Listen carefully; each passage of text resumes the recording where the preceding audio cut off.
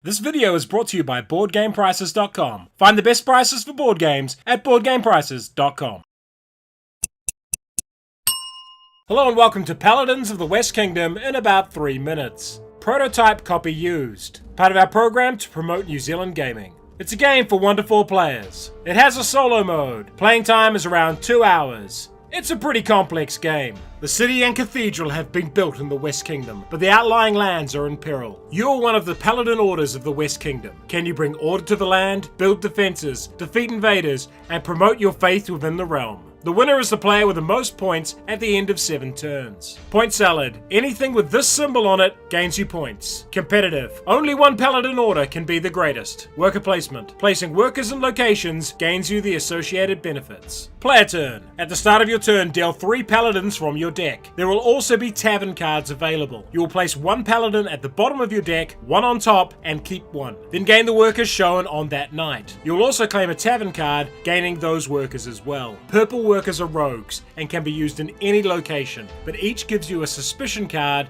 and potentially some tax. When the tax runs out, the players with the most suspicion gain a debt and a tax stall is restocked. On your turn, you will use 1 location. Let's look at the left side first. If a worker spot is coloured, you must use a matching worker or a purple one. Develop costs 4 silver and lets you place a workshop on an action on the right. This means commission now needs only 2 workers to use instead of 3. Hunt and trade gain basic resources. You gain 1 for placing 1 worker and 3 for placing both. Note that our knight's special ability boosts trade. Conspire lets you gain a purple worker and the associated suspicion. Recruit allows you to either discard townsfolk or recruit them. Discarding gives you this bonus immediately, while recruiting has an ongoing benefit. Prey allows you to remove workers from a spot, allowing a second use. The right side of the board has more complex actions. These require the attribute on the left and boost the attribute on the right. Attributes are tracked here. The higher they are, the better you are at doing the matching tasks. Commission lets you place a monk on this track,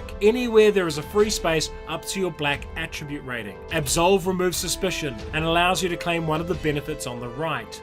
Fortify costs provisions and places a wall up here.